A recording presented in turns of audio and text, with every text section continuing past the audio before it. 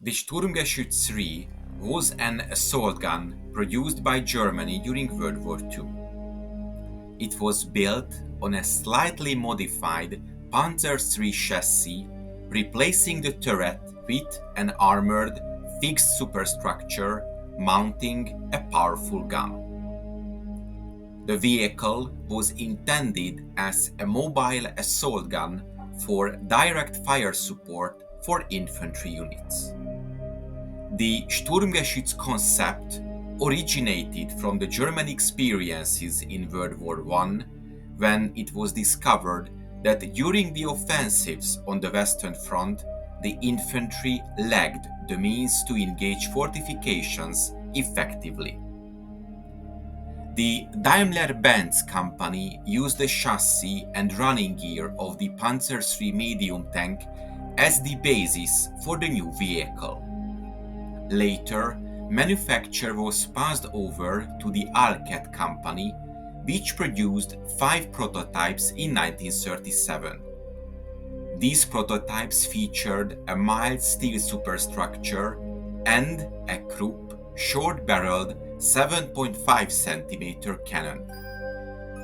But it might sound surprising that the Sturmgeschütz III assault guns could not actually talk to the infantry they were tasked to support.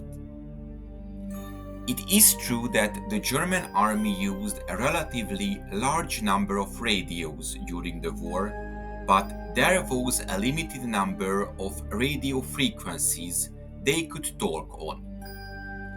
They also had the problem that the tank radios and assault gun radios and the infantry radios did not share frequencies. The German divisions were equipped with the Sonderkraftfahrzeug, so Special Purpose Vehicle 251/3, an armored communications vehicle fitted with extra radio equipment.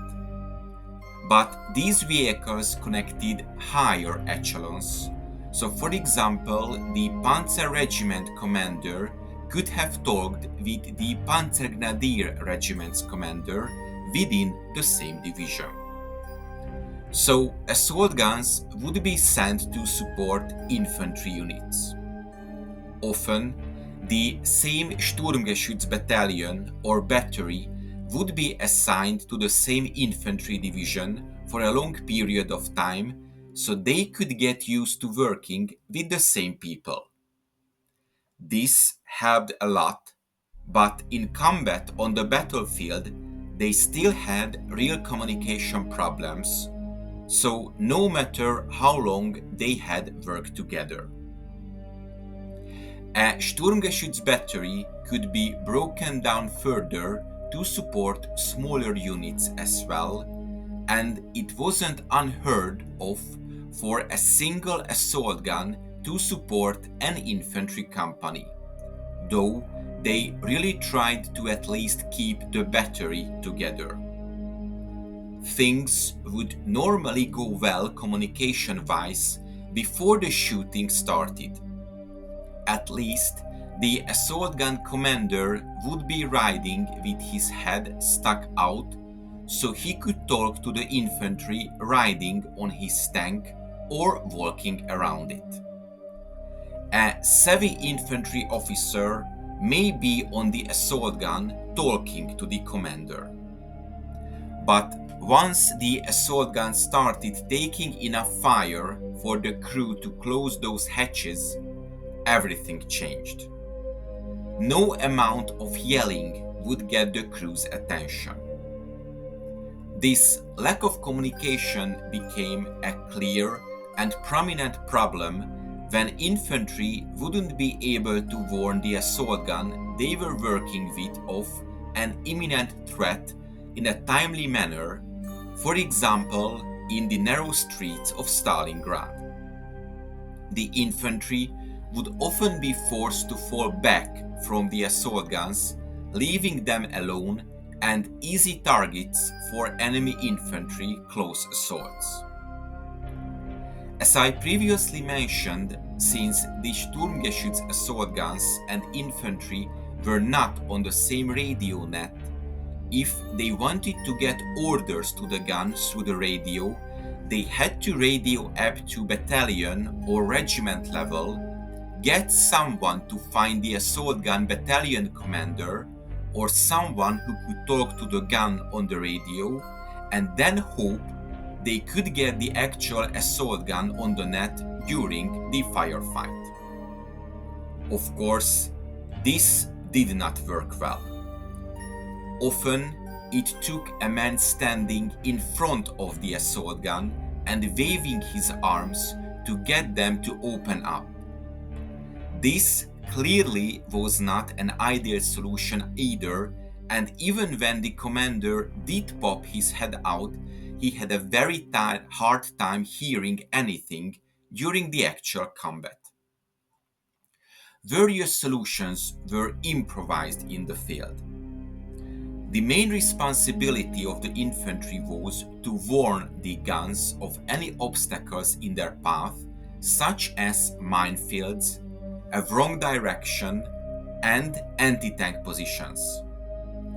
The identification of these targets could be achieved by means of tracer ammunition, flare pistols, and hand signals.